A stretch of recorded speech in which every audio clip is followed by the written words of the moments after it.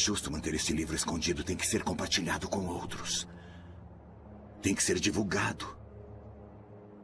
Não é isso que você quer? Com todo o meu coração e alma.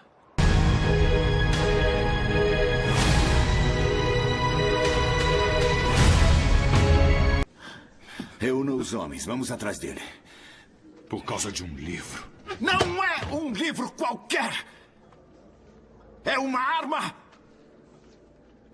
Uma arma apontada diretamente para os corações e mentes dos fracos e desesperados. Vai nos dar controle sobre eles. A Bíblia não foi mandada do céu via fax. A Bíblia, como sabemos, acabou sendo controlada por um homem. O imperador Pagão Constantino. Considerado o maior líder que o mundo já teve e chamado de o mestre dos mestres. Jesus é visto como a pessoa mais influente que viveu em nosso mundo, possuidor de todas as virtudes. Um homem dotado de uma imensa sabedoria e ao próprio foi dada toda a autoridade divina para operar fantásticos milagres. Declarou seu Filho de Deus, e muitos o consideram sendo o próprio Deus em carne e osso. É a base que deu origem e que sustenta o cristianismo, que é a maior religião do mundo em número de adeptos. Sua passagem pela Terra é visto como o maior evento histórico da humanidade. Tanto é que seu nome divide 2 períodos da história. Passo a passo vamos conhecer a história de Jesus e como ele é visto e descrito em outras religiões e em outras correntes filosóficas de crenças.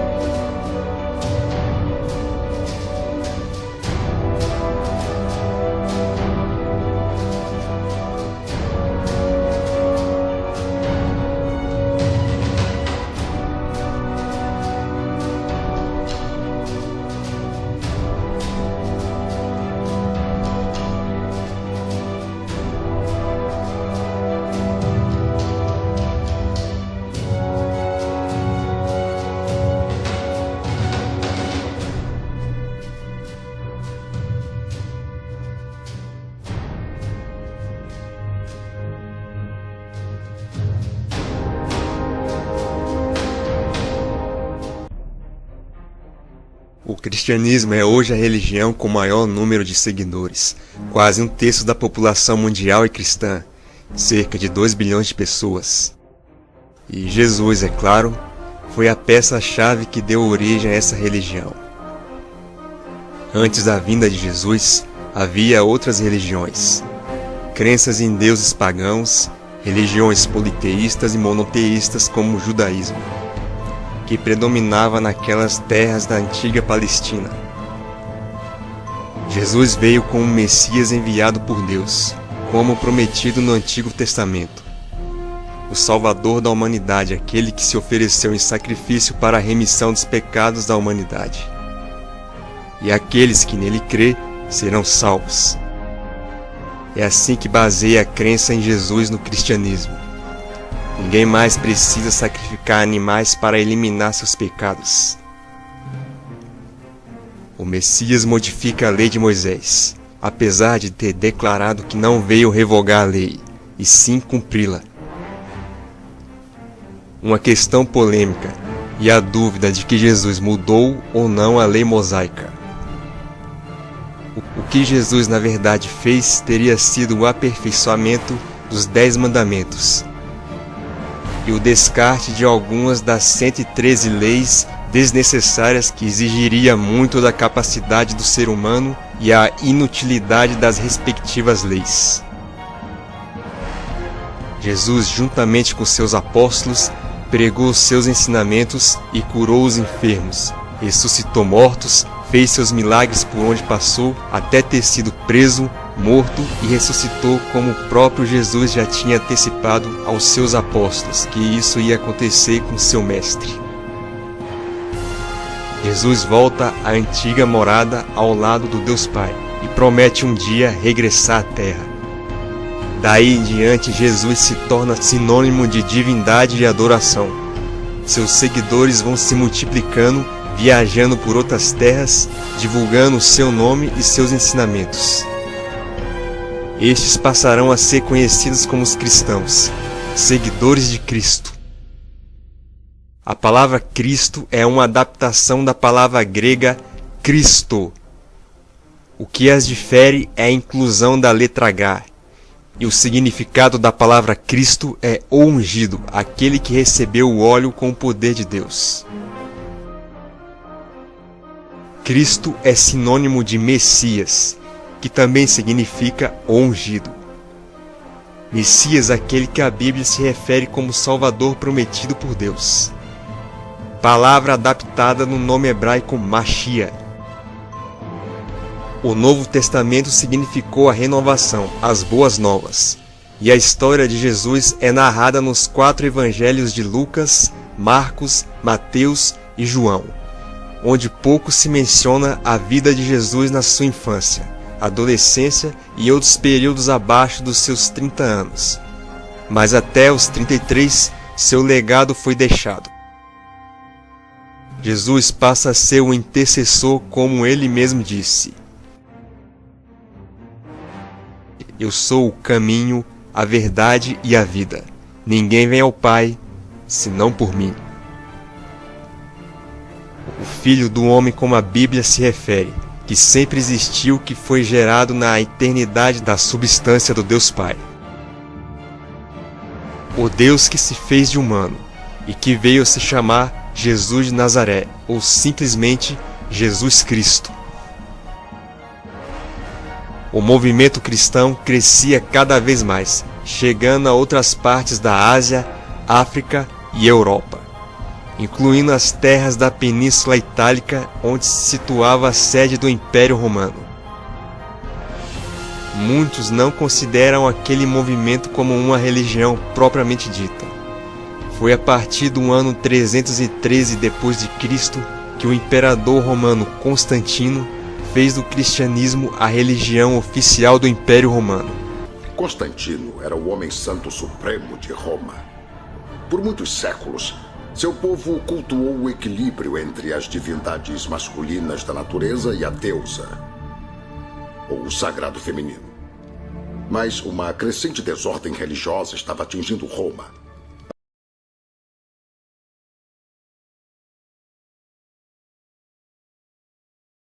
Apenas 3 séculos antes, um jovem judeu chamado Jesus surgira, pregando o amor e um único Deus. Séculos depois de sua crucificação. Ou foram os pagãos que começaram uma guerra contra os cristãos? Você concorda comigo que o conflito cresceu em tais proporções que ameaçava dividir o Império de Roma?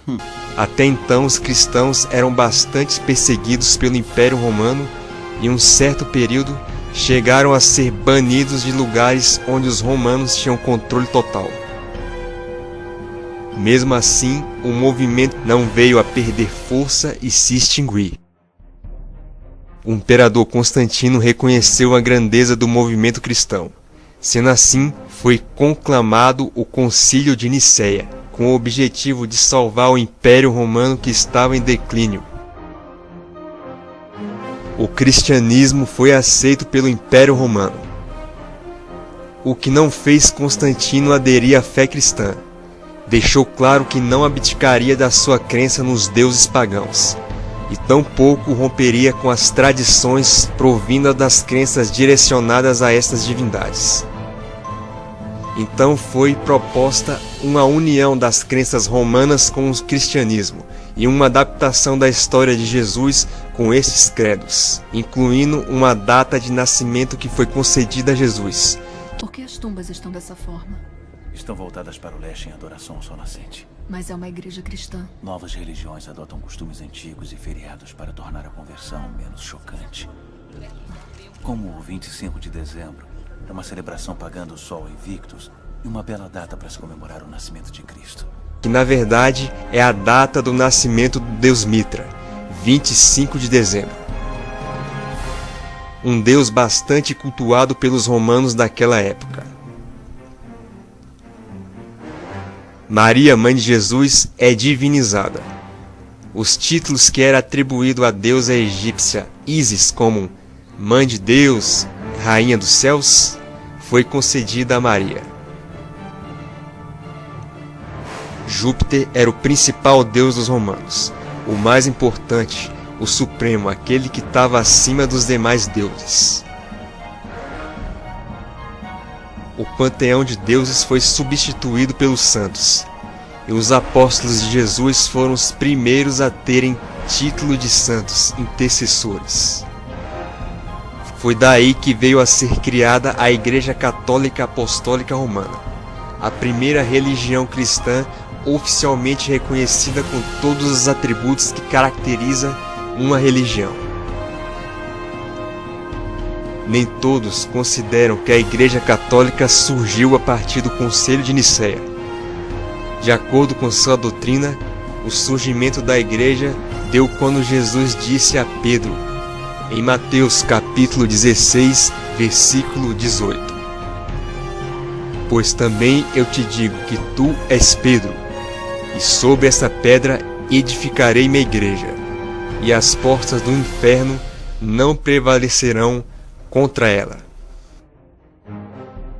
Uma das mais importantes interpretações dessa passagem justificaria a necessidade de um templo no cristianismo, onde pessoas se reúnem para prestar cultos, fazer orações com uma liderança em cima de um altar. Esta ideia de templo ainda ganha mais força quando Jesus diz assim: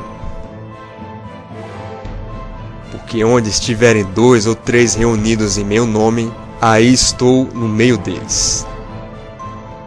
Existem muitas controvérsias com o significado de igreja, e é afirmado que igreja não teria nada a ver com placas denominacionais, com edifícios de pedra onde pessoas se reúnem semanalmente naquele local.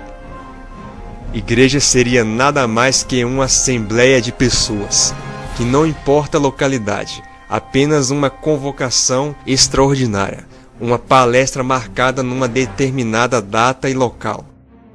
E não seria uma instituição com determinado nome, com líderes e com associados, pessoas ligadas, compromissadas com aquela instituição, sempre presentes ali. Para os católicos, o apóstolo Pedro foi o primeiro papa, e seus restos mortais estariam enterrados na basílica que recebeu seu nome no Vaticano. Apesar de haver muitas controvérsias que realmente Pedro esteja enterrado lá, e que os supostos restos mortais sejam realmente de Pedro. Em 1504 surgiu a Igreja Ortodoxa. Os ortodoxos já eram um grupo presente no meio cristão. Há séculos eles eram unidos com a Igreja Católica, quando decidiram se separar por questões ideológicas, sendo que a autoridade do Papa e suas decisões concernentes à doutrina e à fé cristã eram inquestionáveis. E essa foi uma das razões que levaram à separação. Os ortodoxos queriam mais independência, não reconheciam a autoridade papal, e diziam ser eles os primeiros cristãos que surgiram no Oriente, que eles fazem parte da primeira religião cristã oficial, que são os verdadeiros representantes de Cristo. Em 1517, o padre alemão Martinho Lutero estabelece a Reforma Protestante, publicando suas 95 teses contra a doutrina da Igreja Católica Romana. Lutero teve o apoio de vários líderes religiosos e autoridades políticas. Esta reforma ocasionou uma grande mudança no cristianismo. As igrejas protestantes ou evangélicas surgiram, batistas, pentecostais, etc. Os Estados Unidos pode ser considerado um berço do cristianismo protestante. Diversas denominações cristãs evangélicas surgiram naquele país. O protestantismo baseia-se na salvação pela fé, tendo Jesus como Salvador e a adoração direcionada apenas à Santíssima Trindade.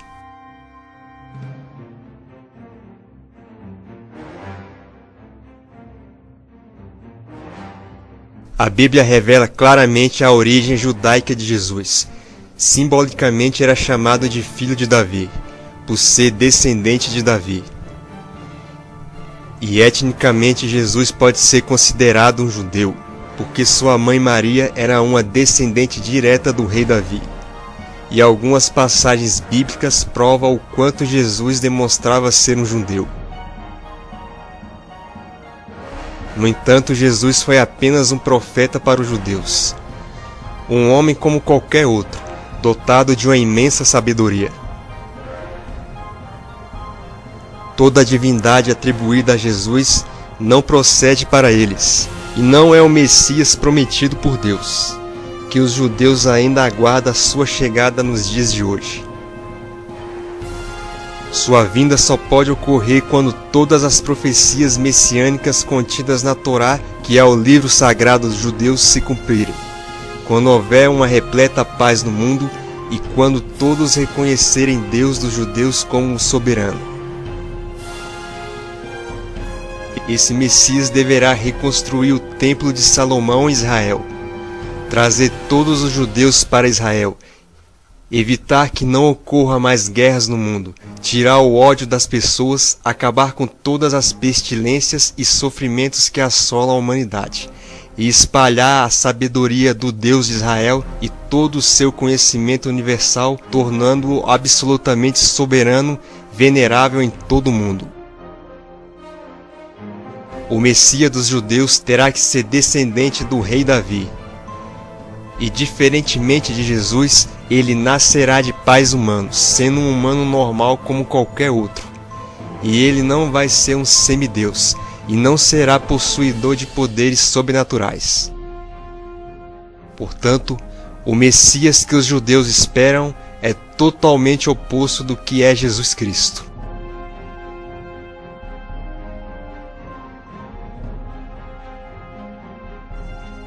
O islamismo é uma religião monoteísta, ou seja, tendo somente Alá como Deus. Quando relacionam Jesus ao islamismo, muitos podem achar que existe um certo desprezo. Muito pelo contrário. Ele é considerado um homem santo, um mensageiro enviado por Deus. Os muçulmanos o chamam de Isa, ou Issa, e seu nome é mencionado 25 vezes no Alcorão, o livro sagrado dos muçulmanos. Segundo o Alcorão, Jesus é fruto de uma ação de Deus, que lançou seu espírito em Maria e a mesma veio a engravidar.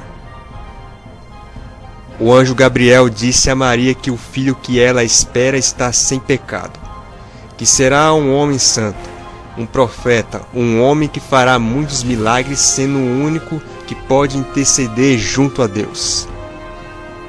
E com toda a permissão de Deus, Jesus fez milagres e muitas maravilhas de acordo com o Corão, estando de acordo com as passagens bíblicas. Só que uma parte da história é muito diferente do que a Bíblia fala, como consta no Corão. Jesus não foi crucificado e morto.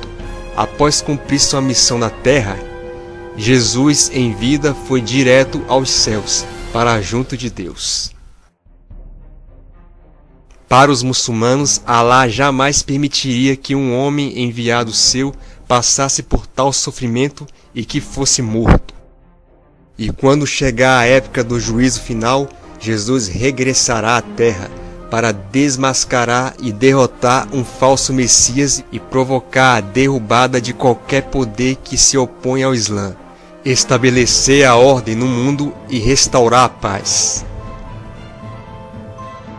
De fato, o Alcorão retrata Jesus como um homem muito especial e um profeta, um mestre com um nível bastante elevado comparado a outros, que ocupa sua posição, tendo uma maior importância que o próprio profeta Maomé, que é o fundador do islamismo. Se Maomé foi apenas um simples profeta, não foi concebido por um milagre de Deus e nem sequer fez algum milagre. A importância de Jesus no islamismo é inquestionável, correto? Mas parece que não é bem assim. Apesar de suas qualidades não se igualar a de Jesus, alguns grupos de muçulmanos veem Maomé o cabeça da religião, o principal profeta, aquele que deu início à fé islâmica, estando acima não só do profeta Jesus, como também acima de outros 3 importantes profetas para eles: Adão, Abraão e Moisés. Como constatado, Jesus é especial e teve um papel importante, mas somente isso. Ao contrário do cristianismo, no islamismo Jesus não é considerado um Deus e nem filho de Deus. Seu nascimento foi apenas um milagre. Deus para eles não pode ser pai de seres humanos mortais, enquanto o cristianismo afirmar que Jesus morreu para redimir o pecado original da humanidade, ou os pecados humanos como um todo. Os muçulmanos não acreditam em Jesus como um redentor e salvador, já que eles não acreditam no pecado original. A fé em Alá e o esforço humano são suficientes para a redenção e salvação. Os muçulmanos abominam a idolatria, e adorar Jesus como Deus e qualquer outro é um pecado grave para eles. O único digno de culto e veneração que merece o título de Deus é Alá.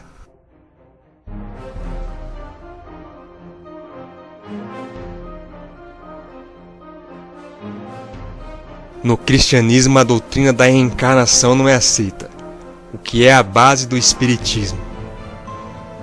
O espiritismo, de alguma forma, também se inclui dentro do cristianismo. O espiritismo cristão, como é conhecido. Esse espiritismo é tido como cristianismo aperfeiçoado. Os espíritas consideram Jesus como o rei da terra, encarregado de cuidar do planeta e da humanidade. Antes mesmo da Terra existir, Jesus já existia sendo um espírito evoluído, em um grau bem mais elevado do que qualquer outro.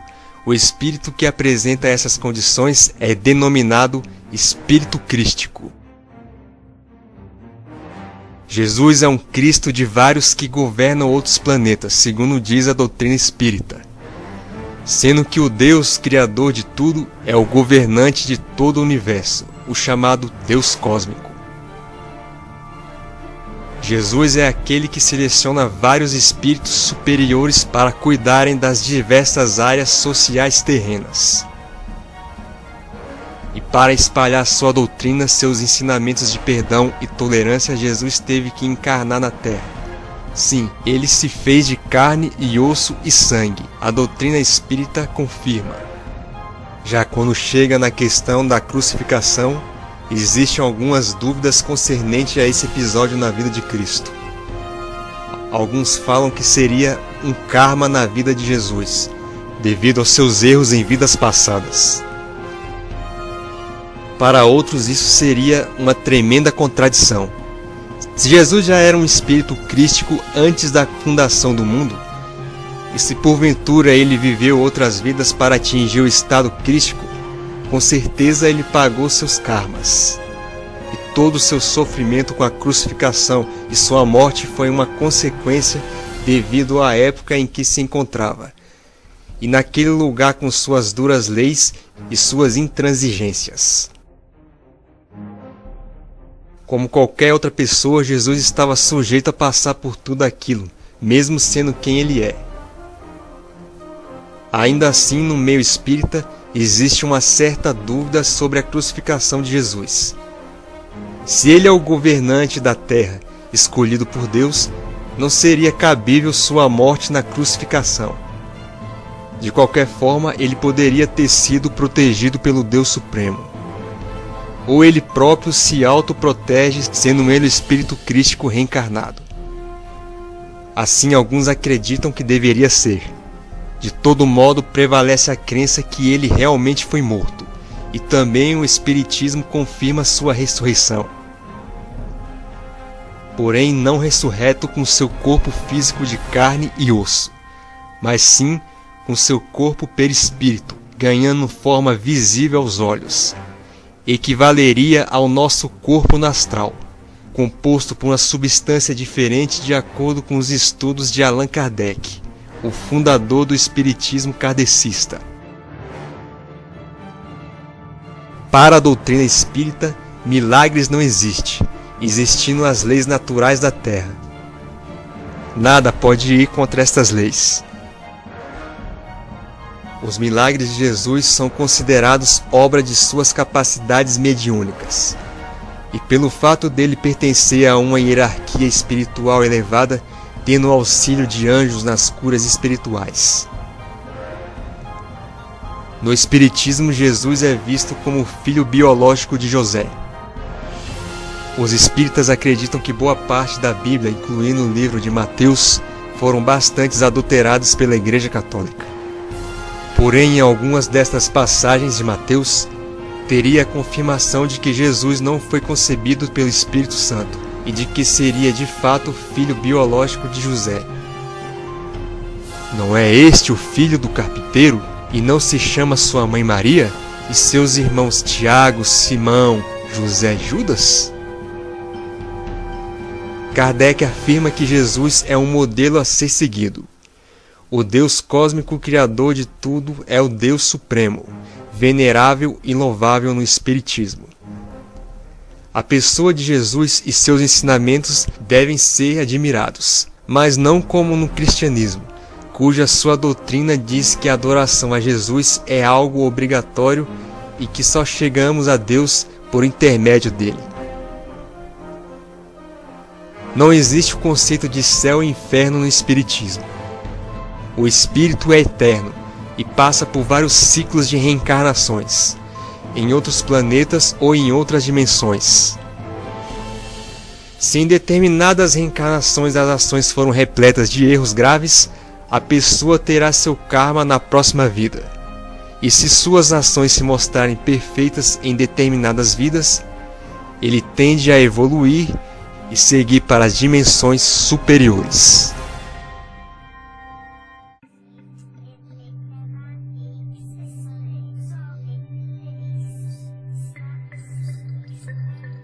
Deus Krishna e Jesus Cristo.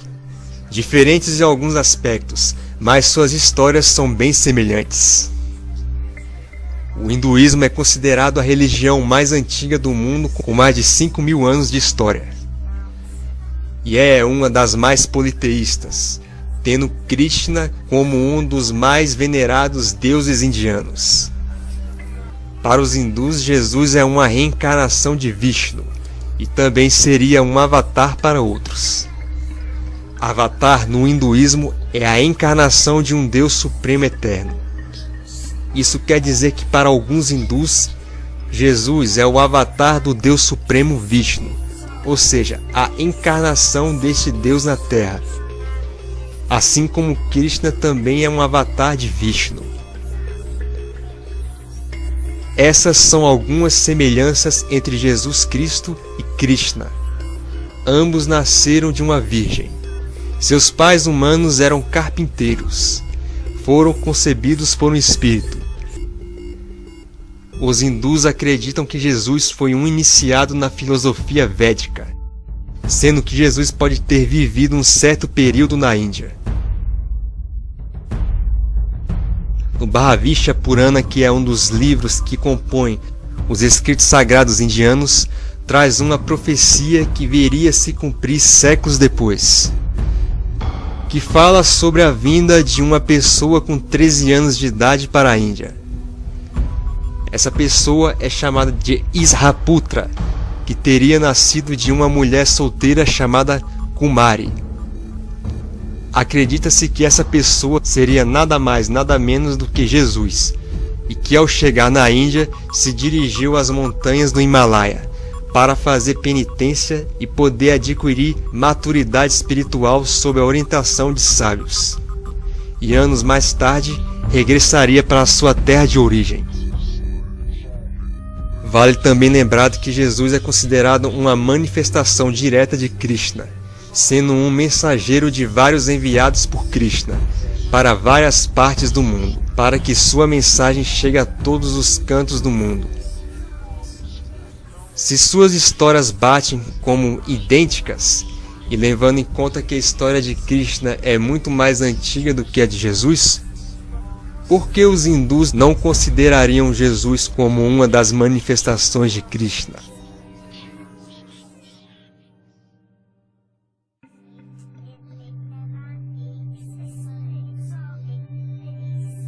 A visão de Jesus no budismo é quase a mesma do hinduísmo. Quando se fala na chamada vida desconhecida de Jesus, ou no período desconhecido da vida de Jesus, entra aí a grande questão sobre o suposto período que ele teria vivido na Índia, quando vai dos 13 aos 30 anos. Pois justamente esse é o período da vida de Jesus que ninguém conhece, uma vez que a Bíblia não fala nada sobre Cristo no decorrer desses tempos. Algumas correntes budistas veem Jesus um homem iluminado, assim como foi Buda, e também acreditam em sua vinda à Índia, onde foi treinado por monges, estudou e aprendeu a meditar. Muitas das práticas presentes no cristianismo, como orar fechando os olhos, mantendo concentração, frequentar templos exercendo tais práticas, batismo nas águas e outros costumes, pode ter sido herança dessa suposta ida de Jesus à Índia. Assim alguns budistas acreditam, e acrescentam mais, sobre o fato de muitos dizeres e ensinamentos e atos de Jesus terem uma certa semelhança com as de Buda. Por exemplo, Buda andou sobre as águas. Buda alimentou famintos realizando a multiplicação de alimentos de forma milagrosa. Buda pregou a tolerância e a importância de perdoar as infrações alheias. Para o teólogo alemão Roger Kersten, a presença de Jesus na Índia é um fato inegável. Todo o seu estudo relacionado a este tema está contido em seu livro intitulado Jesus Viveu na Índia. Roger Kersten afirma que existem provas e menciona antigos escritos budistas descobertos no século XIX pelo jornalista russo Nicholas Notovik, que também escreveu um livro chamado A Vida Desconhecida de Jesus, falando dos tempos de Jesus na Índia e seus estudos com budistas e hinduístas. Ambos os livros, tanto de Roger Kersten quanto de Nicholas Notovik, relatam uma história de uma criança contida naqueles antigos escritos. Essa criança, chamada de Issa, nasceu em Israel numa família pobre. Aos 13 anos de idade, ele foi à Índia, onde lhe foi ensinado o budismo, e aos 29 anos retorna à sua terra de origem. Para os autores dos respectivos livros, não resta dúvidas de que este menino Issa é Jesus Cristo. E um outro detalhe curioso que Roger Kersten conta em seu livro é que Jesus não morreu na cruz. Ele foi crucificado, mas veio a ser resgatado por seus discípulos e voltado para a Índia, onde viveu por muitos anos até a velhice.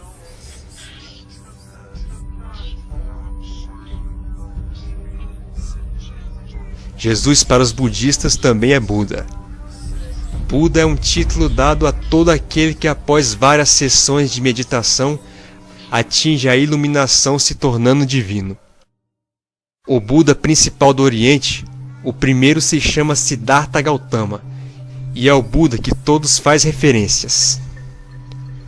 Para se tornar um Buda é preciso passar pelas provações, passando por vários obstáculos, vencer os medos, derrotar o demônio no deserto e atingindo a iluminação. Siddhartha passou por tudo isso e venceu. Jesus passou por provações e a Bíblia constata. Não são todos os budistas, é claro, mas existem monges que cultuam Jesus como um Buda, mas não o veem como sendo mais importante do que o Siddhartha Gautama.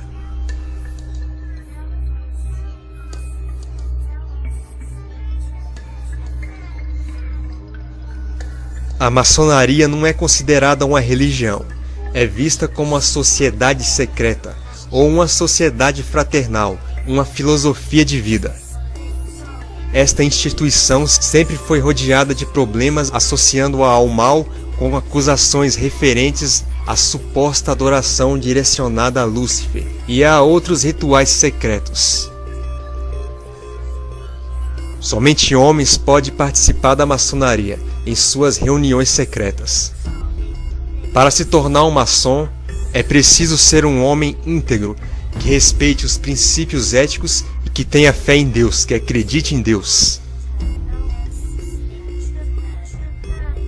Dado a todo o mistério que envolve a maçonaria, e principalmente as referências aos deuses Gadu e Baphomet e outros, fica a pergunta: e Jesus Cristo? É uma figura importante, sendo bastante referenciado presente em quase todos os segmentos de fé? Onde ele entra na maçonaria? Será que Jesus tem alguma importância para os maçons? Conforme as pesquisas, Jesus é visto como o supremo arquiteto do templo espiritual, baseando-se no cristianismo primitivo, envolvido em gnosticismo e esoterismo, dando em conta que esses elementos estão presentes na maçonaria. Há quem diga que Jesus é o maior de todos os segredos maçônicos. No início do cristianismo existiam igrejas esotéricas gnósticas cristãs. Eram religiões de mistérios, com ritos secretos e cerimônias de iniciação, práticas similares à da maçonaria. Os maçons de graus mais elevados e mais esotéricos se consideram herdeiros do cristianismo gnóstico. Por séculos, os maçons vêm estudando a Bíblia, com o objetivo de localizar ensinamentos esotéricos ali escondidos. Eles entendem que as passagens mais importantes da Bíblia foram codificadas através da gematria. Gematria é uma forma de análise das palavras bíblicas escritas em hebraico, utilizando o método hermenêutico. Tratando-se de Jesus, ele pode ser considerado um iniciado, alguém com conhecimento elevado, um praticante do esoterismo. Mesmo que a maçonaria que só veio a ser fundada séculos depois, Jesus é considerado um maçom. E a Bíblia subliminarmente deixa pistas baseado nas investigações maçônicas feitas nas Escrituras. Jesus foi um carpinteiro, e o principal simbolismo da maçonaria é a construção. Seus principais símbolos são objetos de trabalhos, objetos utilizados por construtores. A palavra maçom é um nome de origem inglesa, com a inclusão da letra S. Maçom, com C cedilha M, é o nome aportuguesado do nome francês maçon, com a inclusão do C cedilha N, que significa pedreiro. E a palavra maçonaria veio da palavra francesa maçonnerie, que significa construção. São os construtores sociais, construtores de ideais, de projetos, soluções, etc. Essa é a filosofia maçônica. Jesus, sendo carpinteiro, seria uma representação do grande Deus carpinteiro do universo, que também é referido como o grande arquiteto do universo. Jesus estaria representando o Deus Criador, e como sabemos, Jesus no cristianismo é tido como Deus. Em alguns trechos bíblicos, Jesus expressa frases metafóricas referentes a pedras, a alegorias e construção.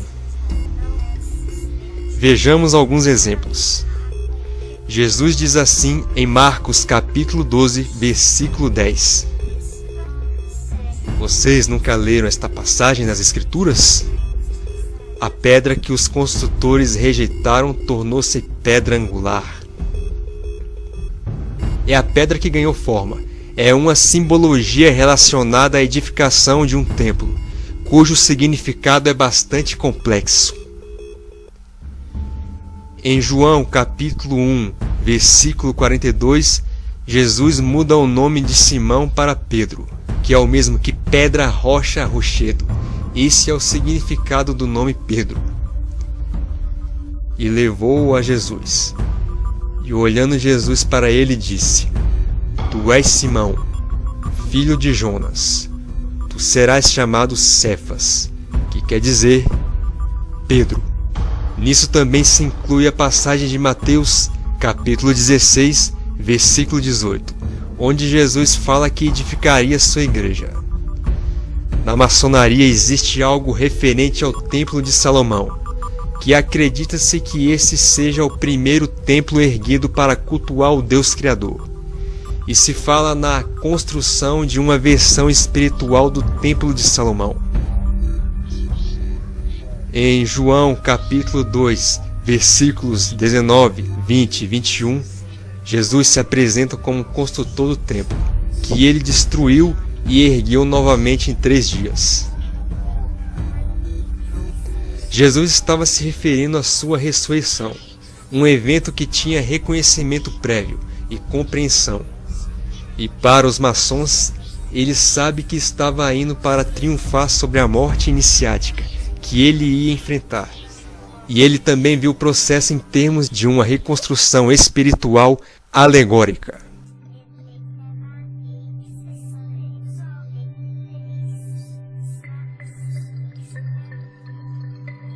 A Ordem da Rosa Cruz também é uma sociedade secreta, uma confraria de iluminados, uma organização internacional de caráter místico e filosófico.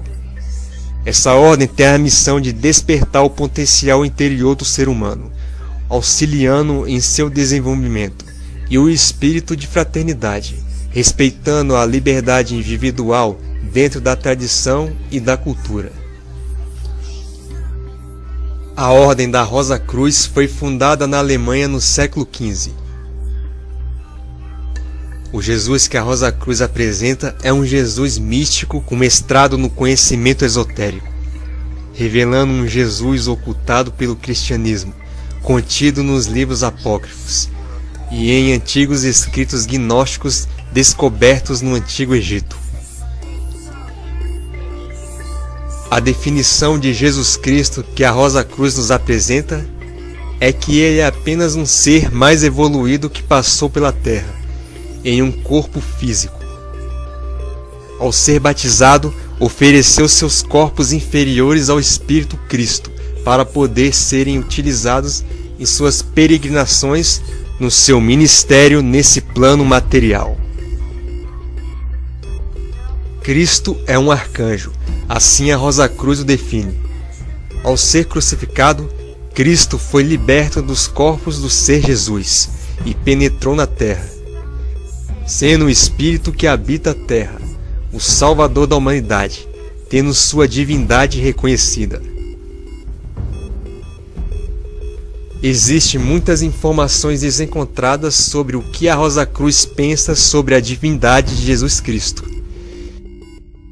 É falado que para os Rosa Cruzes, Jesus foi apenas um iluminado, um homem sábio, um homem possuidor da maior evolução espiritual de um ser na Terra, um mestre completo em nada mais que isso.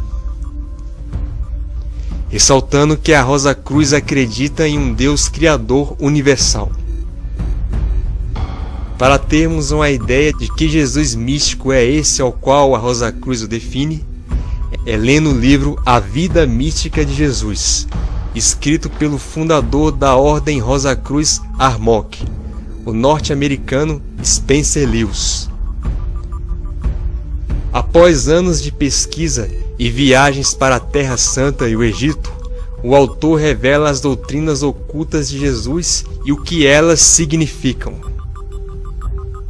Spencer Lewis viajou com uma equipe de pesquisadores, coletando fatos importantes de notáveis histórias escritas antes da descoberta dos manuscritos do Mar Morto.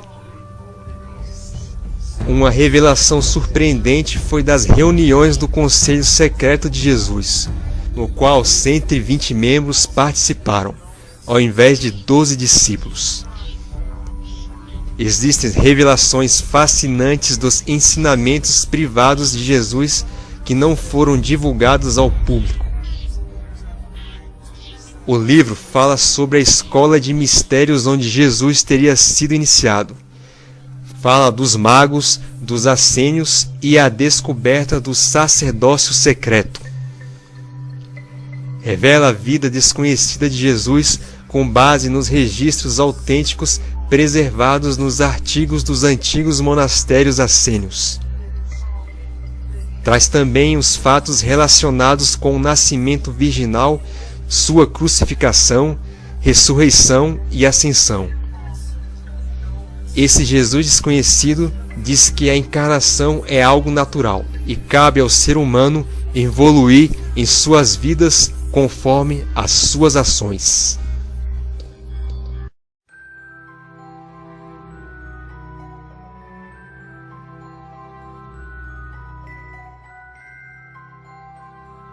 Gnosticismo trata-se de uma coleção de antigas religiões anteriores ao cristianismo, cujos seus ensinamentos falam sobre a inferioridade do mundo material passageiro, ao qual aqueles que aderem a esta filosofia devem evitá-lo, e visar o mundo espiritual eterno. O universo físico no gnosticismo é conhecido como um mundo de Demiurgo, que representa o mundo inferior, que está associado com a matéria, a carne, o tempo e ao mundo efêmero imperfeito. O mundo de Deus é representado pelo mundo superior e está associada com a alma e a perfeição. O mundo de Deus é eterno e não faz parte da física e é atemporal. A figura de Jesus no gnosticismo não equivale àquele dentro do cristianismo. Jesus e Deus não são uma só pessoa. Jesus pode ter passado por várias encarnações, tendo sido um ser humano de carne e osso. Isso porque quando Jesus veio à Terra, ele teria aparecido de forma espiritual e adaptou-se à percepção humana. Jesus não tinha forma nem um corpo definido, o que quer dizer que as pessoas via Jesus em um corpo ilusório. Sendo assim, ele não poderia ter nascido de uma virgem e ter vivido uma vida como um ser humano carnal. E se nasceu, também se classificaria como algo ilusório, sendo ele um ser que atingiu a iluminação e não poderia regressar na matéria. Jesus foi um mestre enviado por Deus, um portador da gnose, palavra grega que significa conhecimento, de onde surgiu a adaptação aportuguesada gnosticismo. Sua missão foi levar o conhecimento secreto à humanidade, necessária para libertar o corpo do material, fazer as pessoas chegarem à ascensão e se tornarem um Cristo, assim como Jesus é, e sejam eternos dessa forma. A crucificação de Jesus teria sido aparente, assim como seu corpo ilusório, dada a sua natureza divina que transcende o sofrimento. Esse é o pensamento da filosofia gnóstica sobre Jesus Cristo. Devemos lembrar que nem todo segmento do gnosticismo define Jesus desta forma. Ele é considerado um mestre iniciado, o maior que já passou na Terra. Porém, poderemos encontrar muitas versões diferentes a respeito de Jesus dentro da filosofia gnóstica.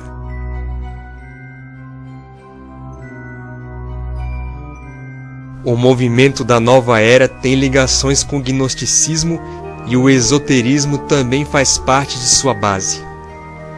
Este movimento começou na Europa e nos Estados Unidos a partir da década de 60 e foi se espalhando pelo mundo todo, carregando antigas tradições orientais. Na Nova Era, Jesus é conhecido como Jesus Sananda. Ele é um dos mestres dos 7 raios, sendo um portador do 6º raio, que é o raio branco, ou portador da chama rubi. Jesus vem representando a Era de Peixes, que é a era atual, e a figura do peixe o simboliza. Antes da Era de Peixes, houve a Era de Touro, representada por Krishna, a Era de Áries, representada por Moisés, e a Era de Libra, representada por Siddhartha Gautama, o Buda. Jesus Sananda não é Deus e nem a reencarnação do Deus Supremo. Ele é uma emanação de uma consciência maior com a missão de despertar e trazer a iluminação para a humanidade. Jesus Sananda encarnou como Jesus de Nazaré. Antes, Jesus tinha sido Krishna e Siddhartha Gautama. Nasceu de uma virgem. Jesus foi morto, crucificado e ressuscitou. Após sua ressurreição, Jesus casou-se com Maria Madalena e mudou-se para a Índia. Foi promovido instrutor do mundo e adotou o nome de Sananda. Jesus teria ficado na Índia até sua morte. Ao término da era de peixes, que é a era de Jesus, entrará a era de Aquário, e Jesus deixará de ser o Cristo, dando lugar ao novo Messias, chamado Maitreya. Isto de acordo com o movimento da nova era.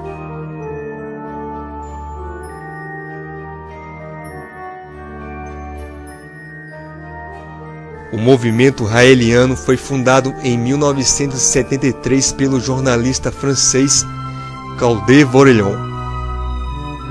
O que fez ele fundar este movimento foi o fato dele ter passado por uma experiência de abdução feita por extraterrestres, chamados Elohim.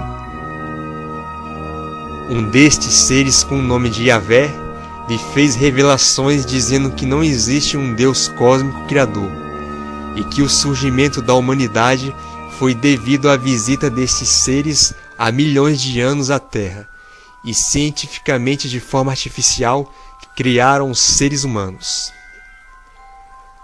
Os principais personagens bíblicos, incluindo os profetas, eram extraterrestres, de acordo com o que teria sido revelado a Vorillon. Muito do que é pregado no movimento raeliano tem uma certa similaridade do que revela o livro Eram os Deuses Astronautas, do ex-padre pesquisador suíço Erich von Däniken. Não se sabe exatamente se von Däniken está ligado a este movimento. Jesus seria uma obra de uma fecundação artificial, no qual resultou do nascimento de um ser altamente capacitado, e que todos os seus milagres, incluindo a ressurreição, foi obra de sua super paranormalidade. Quando se trata-se de todos os fenômenos sobrenaturais registrados na Bíblia, seriam obras tecnológicas extraterrestres altamente avançadas. O movimento raeliano menciona trechos bíblicos que podem comprovar sua teoria. Não são apenas mencionados personagens da Bíblia cristã. Personagens de outras culturas, de outros escritos, são procedentes de outros mundos. Jesus subiu aos céus em um veículo espacial e foi para um determinado mundo, e promete um dia voltar à Terra para retornar e governar o planeta.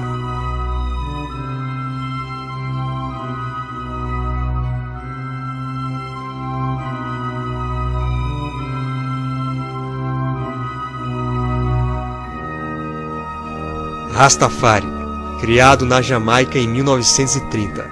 Sua doutrina é visada no imperador etíope Haile Selassie, que eles acreditam ter sido Jah encarnado. Jah, ou Javé, nada mais é que o Deus Criador. O imperador profeta Haile Selassie viveu nos tempos de Salomão.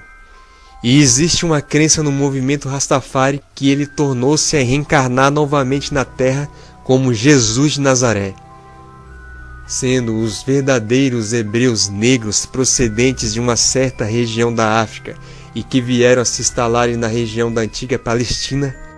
Jesus também foi negro, e assim o movimento Rastafari o retrata.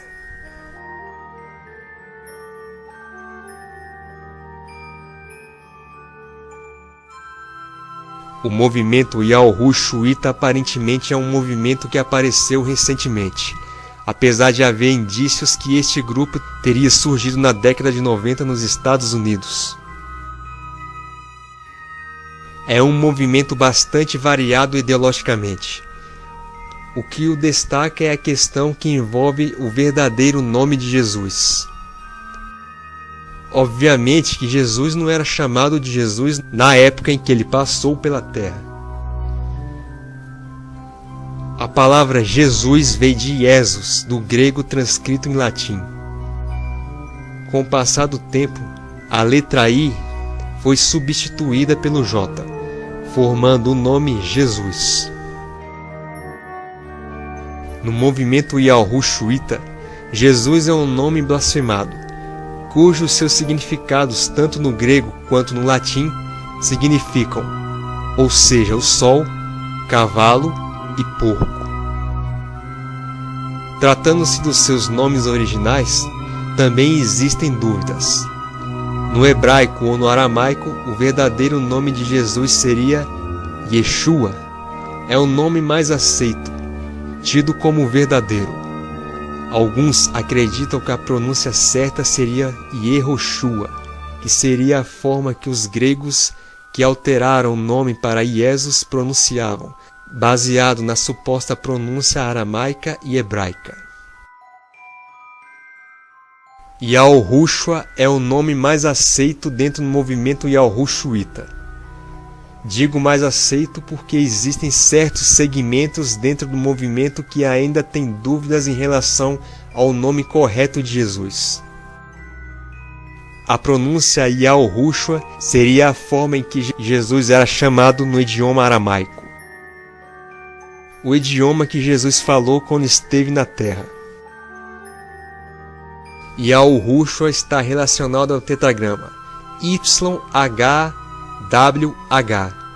cuja pronúncia é Yahu, que significa Pai, ou seja, Deus, o Deus Criador.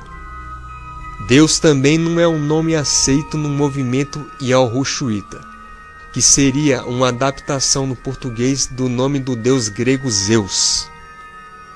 Então, Deus deve ser chamado de Yahu. O Shua significa salvação, e a junção de Yahu com Shua daria o significado de o Deus da salvação, que no caso é Jesus, o Deus que se fez de carne e osso, ou Yahushua no caso. Este movimento apresenta várias interpretações para a Bíblia. Eles têm conhecimento das adulterações feitas na Bíblia e algumas contradições existentes lá, mas acreditam que com tudo isso, parte da verdade está contida na Bíblia.